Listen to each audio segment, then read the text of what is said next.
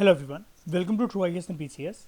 तो दोस्तों, इस लेक्चर में, इस चैप्टर में मैंने आपको लास्ट लेक्चर के अंदर बताया था कि जितने भी हमारे जो कंसेप्ट्स हैं वो हम सारे के सारे कवर कर चुके हैं। अब हम बात करते हैं इसमें वाटर पॉल्यूशन कंट्रोल मेजर्स के बारे में। ठीक है, इसको देखते हैं। तो गवर्नमेंट ऑफ इंडिया ने water prevention and control of pollution act 1974 जो है वो पास करा था वाटर रिसोर्सेज को सेफगार्ड करने के लिए। मतलब when it comes to controlling water pollution, Bharat की सरकार के पास एक डेडिकेटेड एक्ट है जो कि 1974 में भारत की सरकार लेकर आई थी।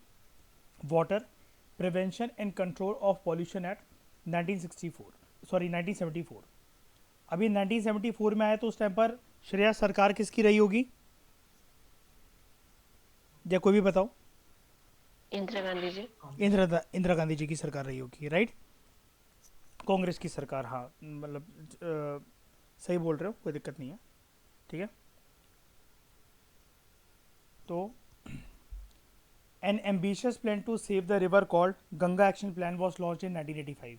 दूसरा इनिशिएटिव के अगर बारे में हम लोग बात करें तो 11 साल के बाद आया गंगा एक्शन प्लान। अब मुझे एक बात बताओ, सबसे पहले अगर किसी रिवर की प्रिजर्वेशन के ऊपर कोई प्लान आया तो भारत की सरकार ने एक होलिस्टिक प्लान क्यों नहीं लॉन्च करा? श्रेया, मेरा क्वेश्चन समझ रहे हो प्राची, मैं क्या पूछ रहा हूँ? मतलब भारत के अंदर इतनी सारी रिवर्स हैं, तो यहाँ पर जब सरकार को लॉन्च करना ही था 1985 के अंदर, 1985 में, तो Shreya why Ganga action plan, why not major rivers या फिर national rivers of India action plan? ऐसा क्यों? इसके पीछे एक रीज़न है, मतलब आप कोशिश करो, क्योंकि मैं बताता हूँ फिर। क्योंकि रिलीजियस जो भी रिचुअल्स के कारण और जो भी इंडस्ट्रीज के अराउंड सेटअप है, ये गंगा है वो, ज्यादा ठीक है। रिवर थी। ठीक है, गंगा है। अब देखो, इसका एक रीज़न है ना श्रेया, आपका आंसर ठीक है, लेकिन मैं इसको कंप्लीट करता हूँ। देखो, आप सब लोग समझने की कोशिश करो। श्रेया ने बोले रिलीजियस पर्पस जो है इसका, गंगा का काफ़ी ज़्यादा रिचुअल्स होते हैं यहाँ पर, ठीक है, और बहुत सारे लोगों की मान्यता और जो एक विचारधारा है, रिलीजियस विचारधारा, वो जुड़ी हुई है गंगा नदी के साथ, राइट श्रेया? लेकिन श्रेया, अगर नेशनल एक्शन प्लान, अगर हम नेशनल रिवर्स का एक्शन प्लान अगर हम लॉन्च कर भी देते, तो प्राची, ये पॉसिबल है क्या कि एकदम से हम सारी रिवर्स पर फोकस करने लग जाएं? सारी जो पॉल्यूटेड रिवर्स हैं एकदम से सारी की सारी साफ हो जाएंगी? ऐसा तो श्रेया नहीं हो सकता ना। पहले हमें मेजर रिवर्स चुननी पड़ेगी। उन मेजर रिवर्स में से भी, जैसा कि श्रेया आपने कहा, वो रिवर्स हमें ठकुराई निशा देखनी पड़ेंगी जिनकी नेशनल इंपॉर्टेंस, रिलीजियस इंपॉर्टेंस, लोगों की एक धारणा, एक विचारधारा, एक लगाव उसके साथ जुड़ा हो, राइट। तो इसलिए गंगा जो है शुरू से ही पवित्र नदी है, एंशियंट टाइम से, टाइम इमेमोरियल से, है ना, कि वक्त का तकाजा हम नहीं दे सकते, लेकिन गंगा उससे भी पहले, कोई सा भी वक्त हम निकाल कर ले आए इतिहास में, गंगा हमेशा से भारत की एक पवित्र नदी रही है। एग्री करते हो सब लोग? और वो पॉल्यूटेड होने जो लगी है, जब होने लगी थी, ठीक है, तो सरकार जागरूक हुई। अब बहुत लेट जागरूक हुई। गंगा देखो, क्लीन तो आज भी पूरी तरीके से नहीं हो पाई है, और प्राची ये वाली बात आपसे बेहतर कोई नहीं जानता है। You stay in UP, right? आप यूपी में रहते हो तो आपको पता है ये वाली बात। और उधर का जो पानी आता है, हमारी प्रीवियस चैप्टर में ही बात हो रही थी, आप बता भी रहे थे कि उससे बॉडी में खुजली हो जाती है जब आप नहाते हो, या फिर जो लोग अगर पीते हैं तो उनको जॉन्डिस हो जाता है, उनका पेट खराब हो जाता है ना। क्योंकि उसका एक मतलब रीज़न ये भी है कि गंगा के अंदर निर्वैर क्या होता है कि जैसे ऐसे जो पवित्र नदियाँ होती हैं, जैसे आशिमा, आप दिल्ली की यमुना को तो जानते ही होंगे, वो कहीं से भी रिवर है, एक नेशनल रिवर, एक रिलीजियस सिग्निफिकेंस से रिवर यमुना भी है, गाजियाबाद के रास्ते पे और दिल्ली के बॉर्डर में आशिमा जो पड़ती है। लेकिन अगर हम वहाँ से निकलते हैं आशिमा, वो एक सीवेज गटर की तरह बदबू वाली जगह हो जाती है हमारी, राइट? कि हमें मास्क लगाना पड़ जाए, या फिर हमें डिओड्रेंट्स या फिर परफ्यूम की ज़रूरत पड़ जाए, इतना बुरा हाल है वहाँ पर, है ना। अब उसके अंदर कोई डुबकी लगाने की सोच सकता है? जबकि ऐसी जो नदियाँ होती हैं वो श्रेया रिचुअल सिग्निफिकेंस से, रिलीजियस सिग्निफिकेंस से बहुत इंपॉर्टेंट होती है कि लोग उसमें डुबकी लगाकर मनोकामनाएं पूरी करते हैं, मांगते हैं, है ना, सब मन्नतें मांगते हैं, बहुत कुछ होता है मतलब एक नदियों के साथ एसोसिएटेड। हम सबके घर में जो है, अगर घर को पवित्र करना है, कोई भी ओकेशन है, तो मंदिर, हमारे घरों में एक चीज़ के बिना अधूरा होता है और वो होता है गंगा जल, राइट? ठीक है।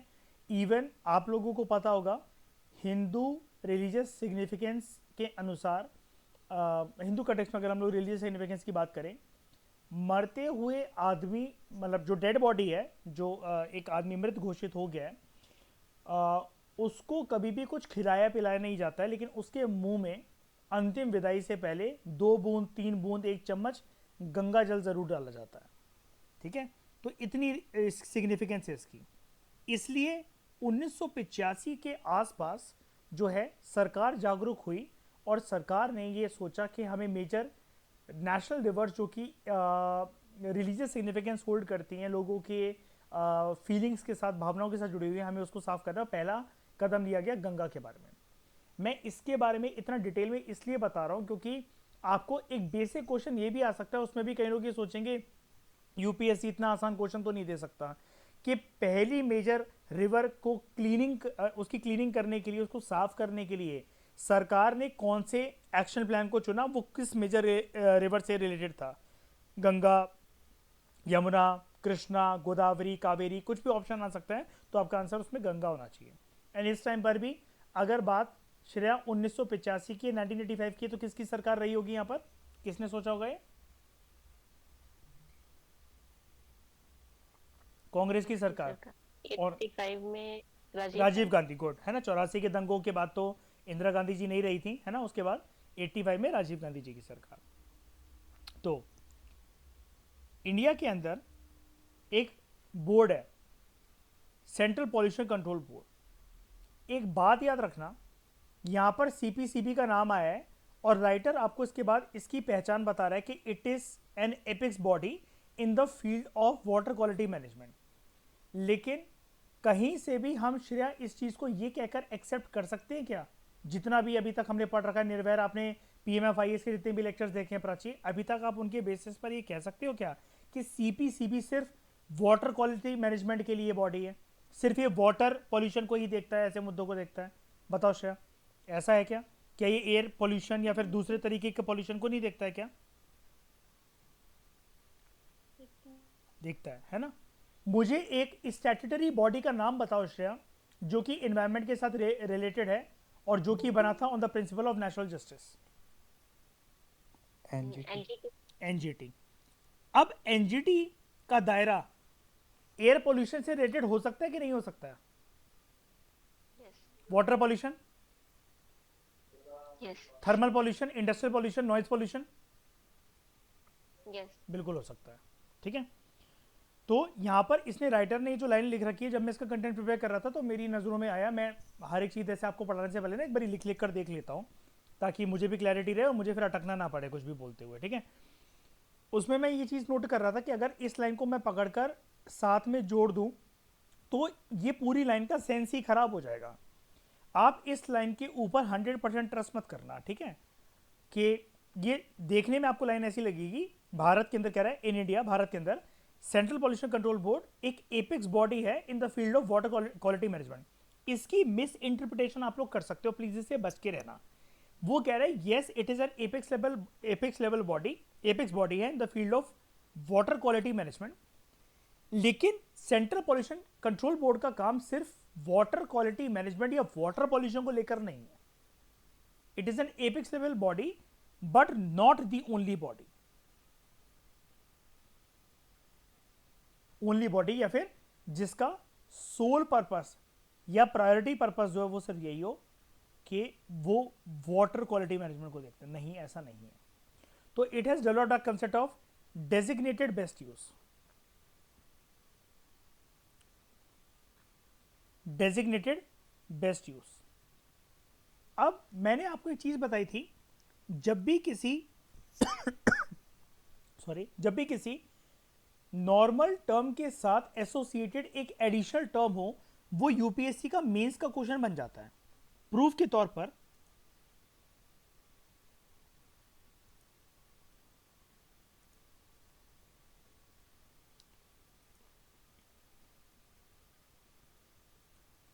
अगर आप इन्वायरमेंट का एक क्वेश्चन देखो, मीन्स का एक बारी जो आया था 2018 का, आई थिंक वो, if I am not wrong, let me check. 2018 18 18, yes मिल गया। यहाँ पर देखो,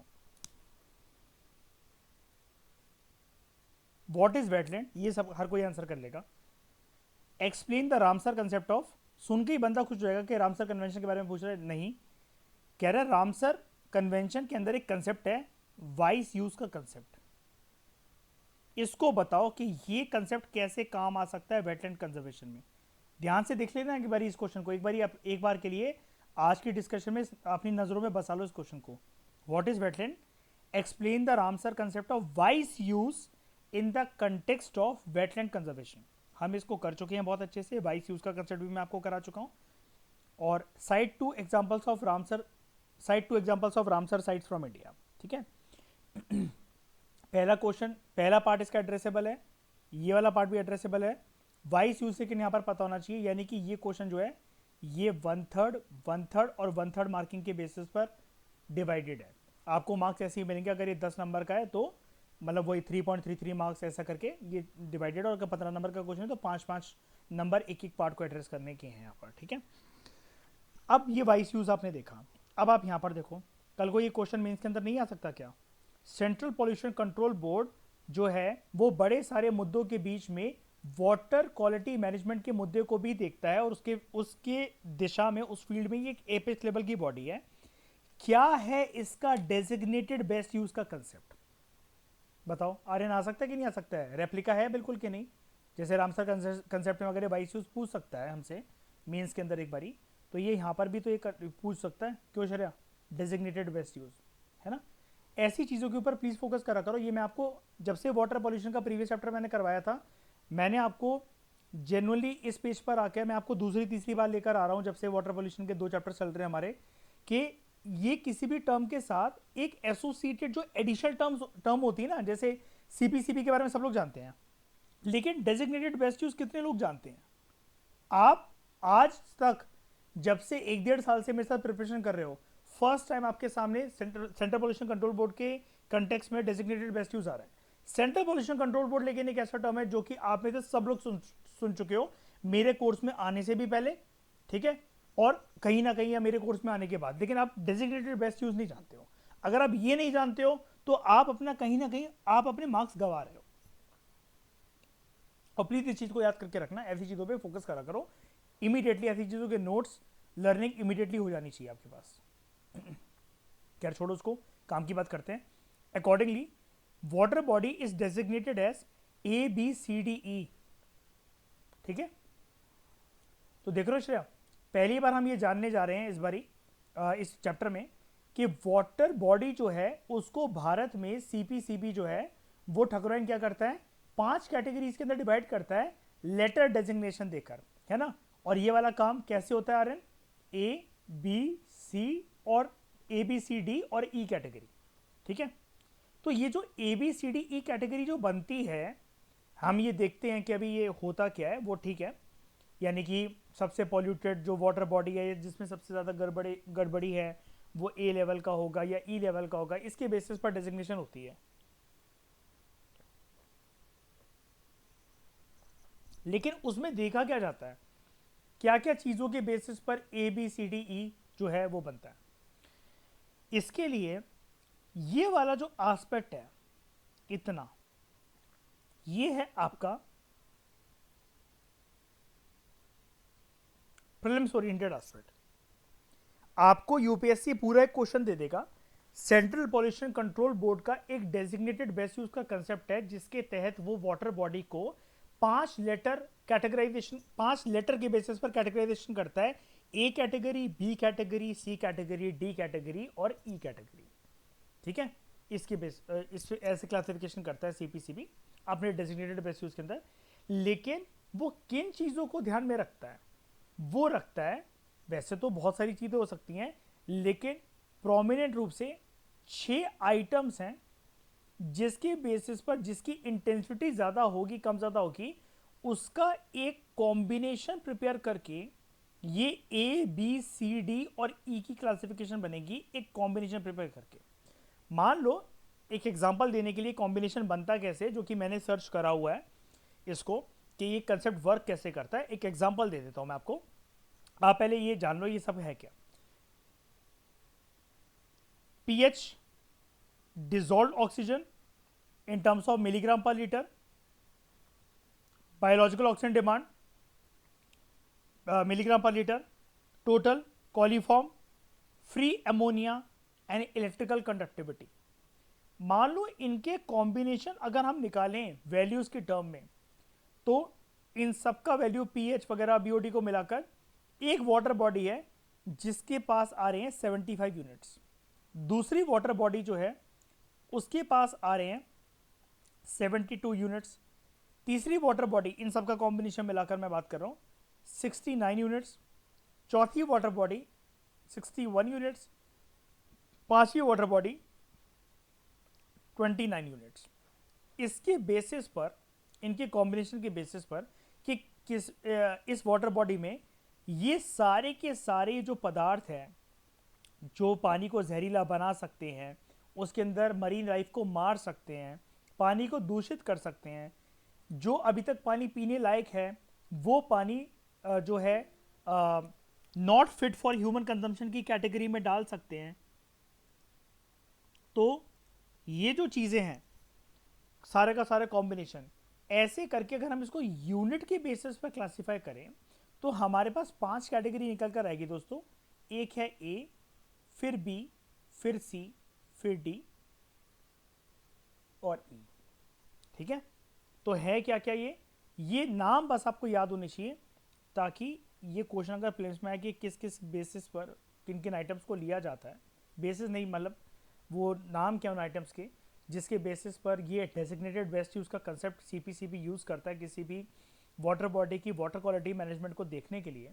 तो वो होता है number 1 pH, number 2 DO dissolved oxygen, number 3 BOD biological oxygen demand, number 4 total coliform, number 5 free ammonia and number 6 electrical conductivity. और भी चीज़ें हो सकती हैं, डेफिनेटली हो सकती हैं यहाँ पर, क्योंकि हमें एक्सेट्रा दे रखा है, लेकिन ये 6 प्रोमिनेंट चीज़ें हैं। ये 6 आइटम्स का ये जो कॉम्बिनेशन है ये बहुत इंपॉर्टेंट है। ओके, फैक्चुअल चीज़ है, याद आपको ही रखनी है, बस मैंने आपको इसको अप्रोच बता दी कि ये कितना इंपॉर्टेंस होल्ड करके रखता है because of such kind of question, जैसा 2018 में वाइस यूज का पूछा गया था वेटलैंड के कंटेक्स्ट में।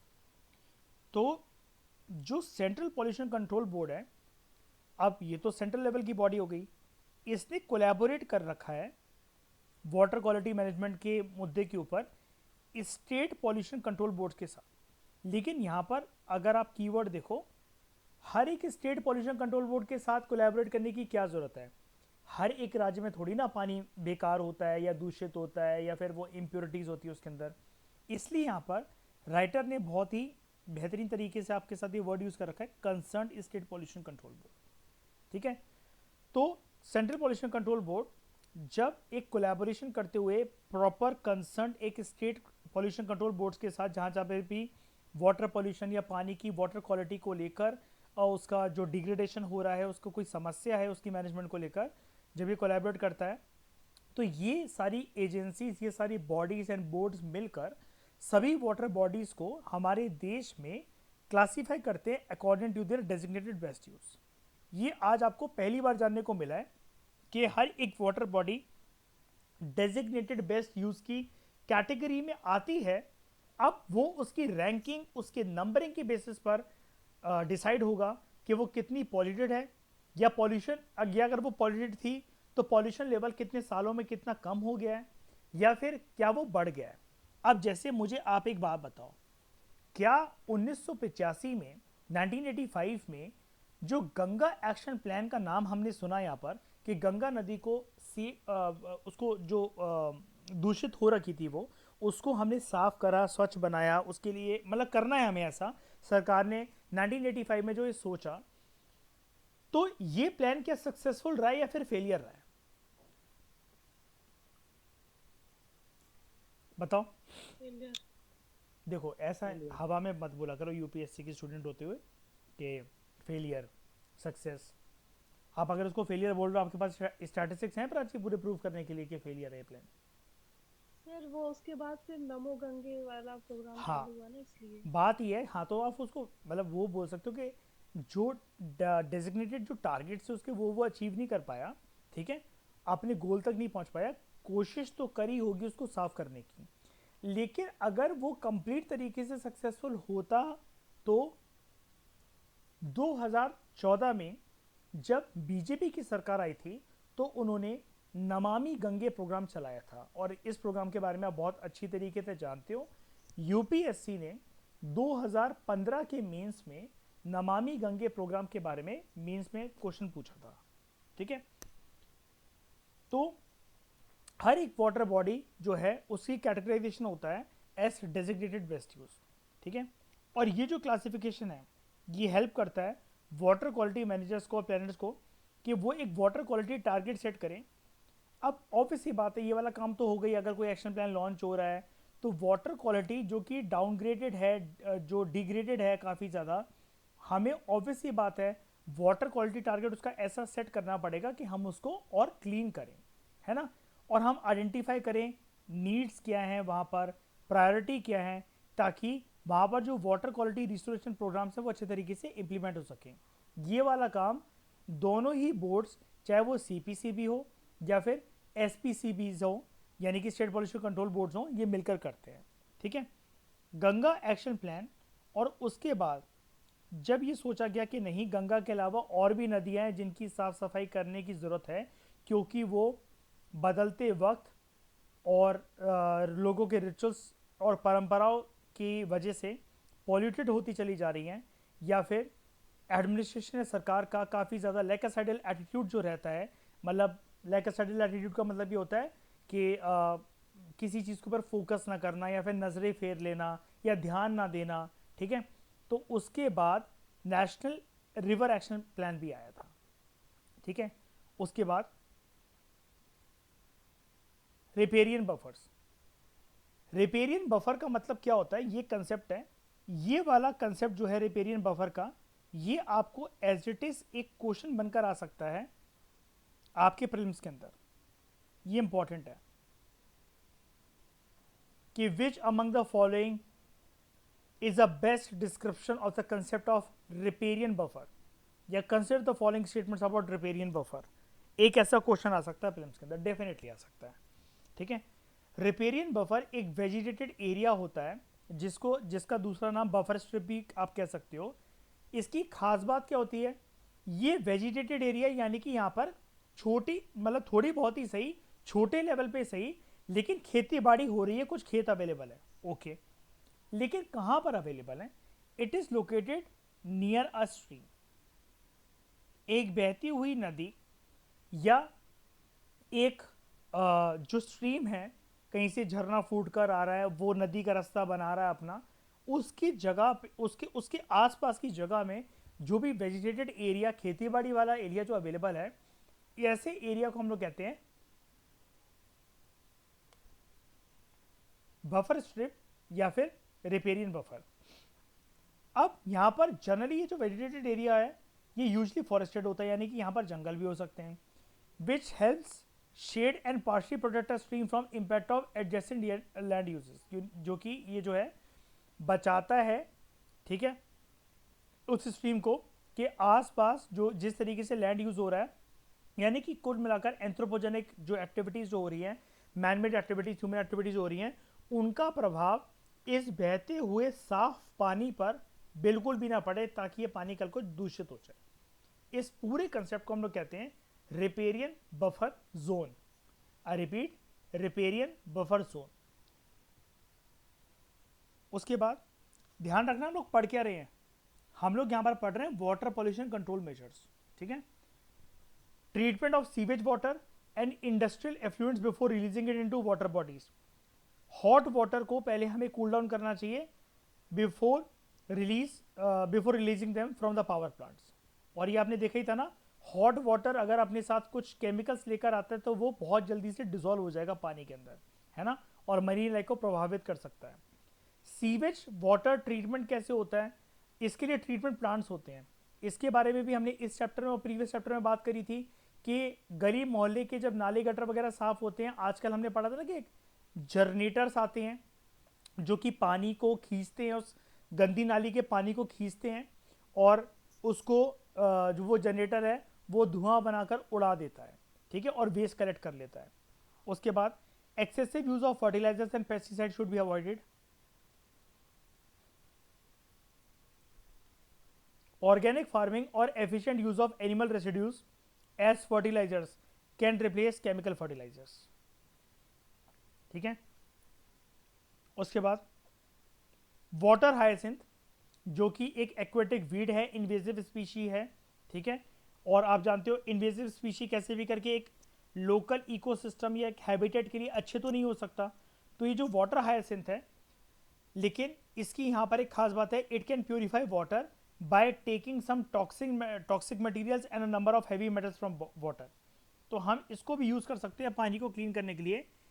नाम है इस स्पीशी का वाटर हाइसिंथ, वैसे बड़ा बदनाम स्पीशी है क्योंकि इन्वेजिव स्पीशी की कैटेगरी में आता है।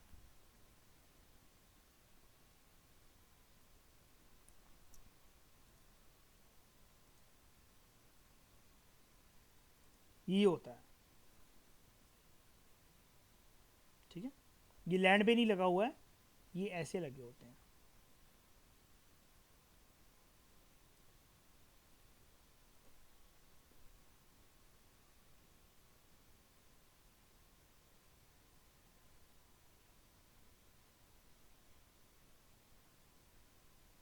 ठीक है,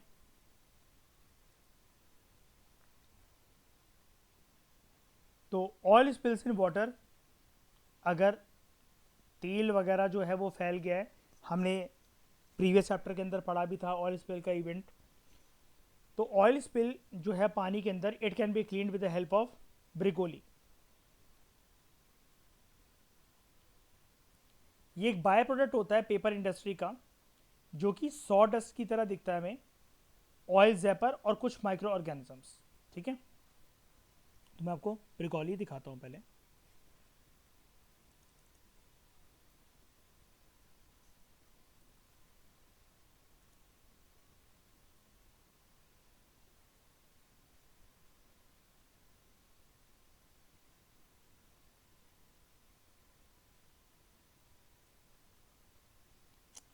यहाँ पर जो फोटो मैंने देखी थी वो एक सैंड की फॉर्मेट में थी।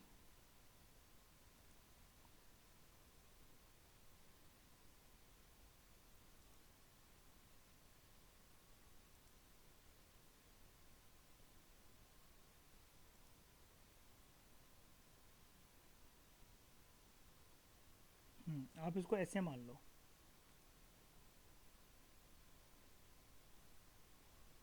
ये रहा,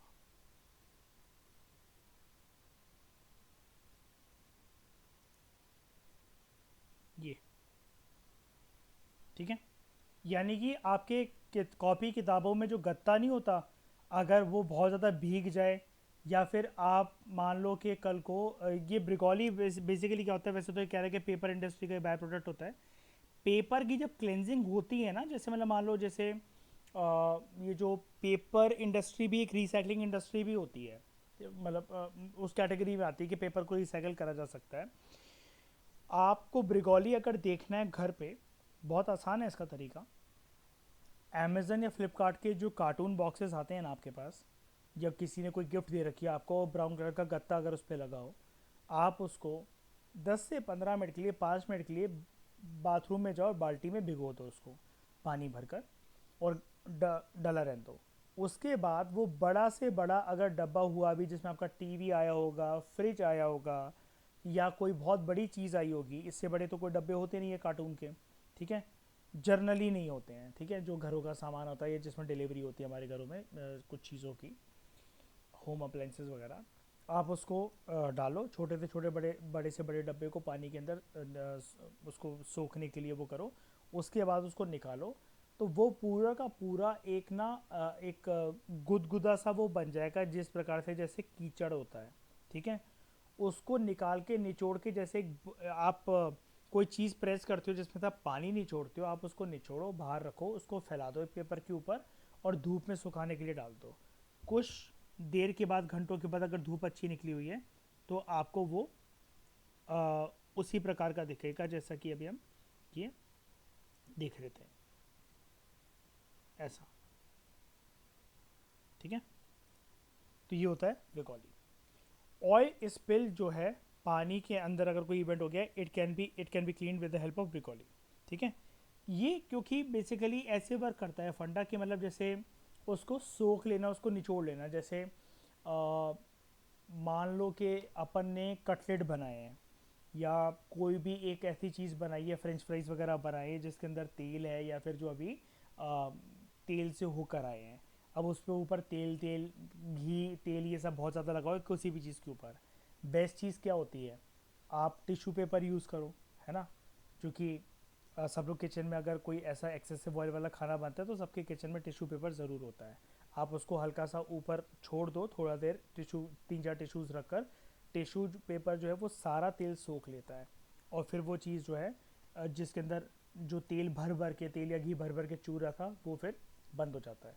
ब्रिकॉली भी ऐसी वर्क करता है कि वो एक प्रकार से पानी के ऊपर एक परत बना लेगा, मतलब फंडा ऐसे ही वर्क करेगा टिश्यू पेपर की तरह। अब आप कहोगे हमने इतना बड़ा पेपर क्यों नहीं रख दिया, वो पॉसिबल नहीं होता क्योंकि ऑयल की जो लेयर है वो ऐसी नहीं है कि आपने उसको पेपर बिछाया और उसको सोख लिया, क्योंकि वो पेपर 2 मिनट में घुल जाएगा।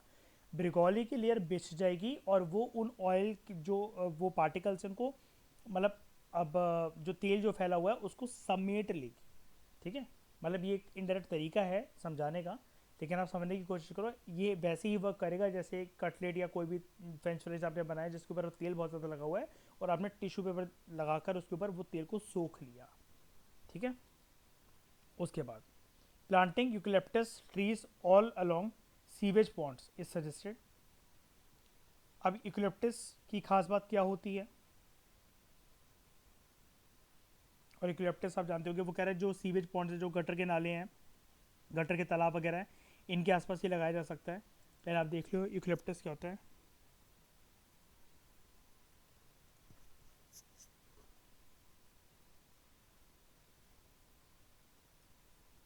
पेड़ तो चलो ये नॉर्मली आपको दिख रहा है, कैसा भी हो सकता है, कुल मिलाकर ऐसी इसकी पत्तियाँ होती हैं।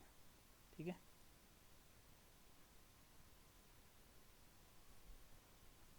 ये जो पेड़ होते हैं they absorb all surplus waste water rapidly and release pure water vapour into the atmosphere.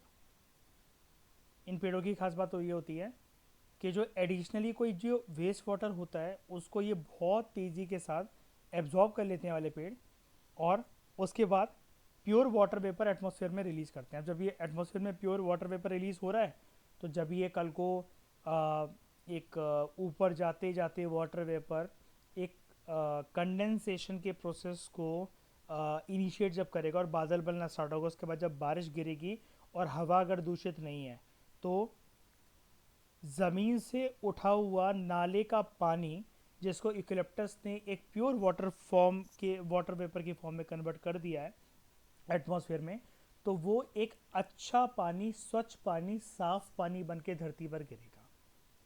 और ये फिर जो है साइकिल, जो रेन साइकिल जो कि अगर दूषित है, पॉल्यूटेड है, ऐसे करके भी क्लीन हो सकती है, लेकिन प्रोवाइडेड, ऑब्वियसली बात है, आप इतने लॉजिकल हो, इतनी बात समझते होगे, ऊपर जो हवाएं हैं उनके अंदर अगर ये जा, तो ऊपर यूकलिप्टस ने क्या करा, इसकी क्लेंजिंग कर दी, वाटर वेपर तो प्योर बनकर जा रहा है। ऊपर आसमान में पॉल्यूटेंट्स नहीं होने चाहिए फिर हवा में, ताकि कल को ऐसा ना हो कि गया तो ये प्योर वाटर वेपर बन के ऊपर कंडेंसेशन के प्रोसेस से बादल जब बने और फिर उसके बाद जब प्रेसिपिटेशन हुई तो पता चला एसिड रेन को बर्थ दे रहा है ये फिर उसके बाद, तो वो भी फिर आप जानते हो कि डिटोरेटिंग इफेक्ट पैदा करता है। ठीक है, तो इस डिस्कशन में दोस्तों फिलहाल इतना ही। Thank you very much for discussion.